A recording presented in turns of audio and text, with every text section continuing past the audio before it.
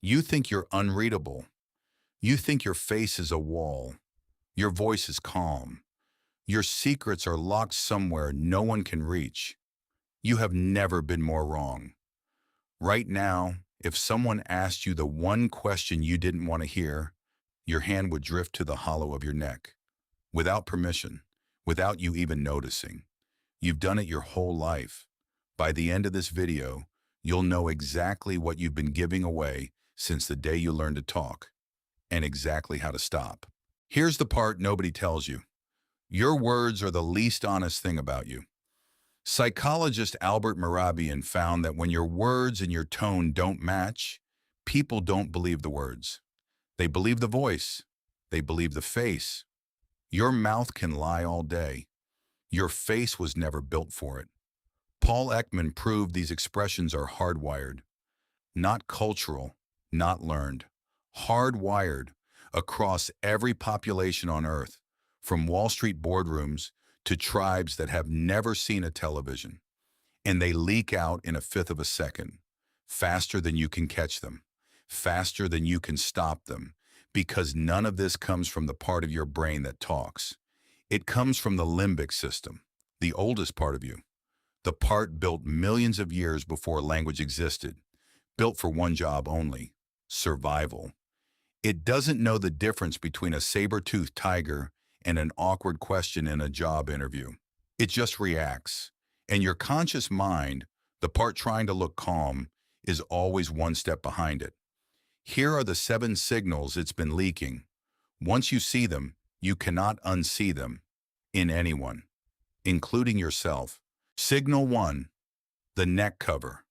When a person touches the hollow of their neck, they are physically shielding themselves from a threat that isn't even physical. FBI agent Joe Navarro spent decades tracking this exact movement in high-stakes interviews. Watch for it in negotiations, hard conversations, uncomfortable questions. Next time someone reaches for their collar, their necklace, or their throat, you just found the exact sentence that hit a nerve. Their hand told you before their mouth ever got the chance. The next signal is hiding in the last place people ever think to look. Signal 2, the toe rise. The feet are the most honest part of the entire body because nobody trains them to lie. Watch someone's feet during good news. Toes lift, heels bounce. Excitement leaks out the bottom of the body while the face stays composed on top. Even under a desk, you'll catch it. A shirt collar trembling slightly, a tie swaying faintly to a rhythm the face is trying to hide. The face performs. The feet confess. Signal 3 shows up in half a second, and most people miss it completely. Signal 3, the one-sided smirk. A smile on one side of the face only isn't warmth. It's contempt. Ekman coded this as Action Unit 14, a single flash across the cheek that says, "I think I'm above this conversation." Watch for it during negotiations, arguments, performance reviews. It disappears in under a second, but once you catch it, you know exactly who thinks they've already won. That smirk was never a smile. It was a verdict. The fourth signal hides behind something you'd never suspect: a blink. Signal 4, the long blink. A blink that lasts more than a second is the brain trying to make an uncomfortable moment disappear. Time it against the conversation. The moment a name, a number, or a topic triggers that long blink, that's the exact word that hit a nerve. They're not tired. They're hiding from you with their own eyelids. Signal 5 is about which way the body is actually facing. Not the face, the body. Signal 5, ventral denial. When the torso angles away from someone while the head stays engaged, the body has already left the conversation. Watch the chest, not the eyes. A person can force eye contact all day. They can't force their ribs to stay pointed at something they want to escape. Their head is being polite. Their body already walked out. Signal 6 is the one that catches even trained liars off guard. Signal 6, the uneven shrug.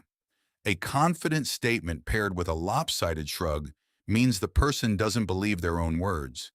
Deception experts trained by federal agencies use this exact tell. The mouth says certainty. One shoulder says not quite. If the body isn't as sure as the sentence, neither should you be. Last signal. This is the one the body can't fake under any circumstances. Signal 7. The autonomic spike.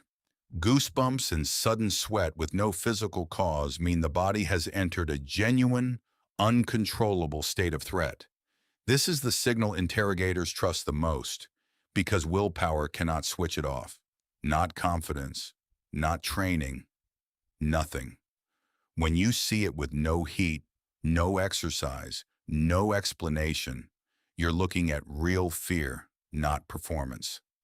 7 signals, all running under the surface, all the time, in everyone you'll ever meet, including job interviews. Watch for the forward lean.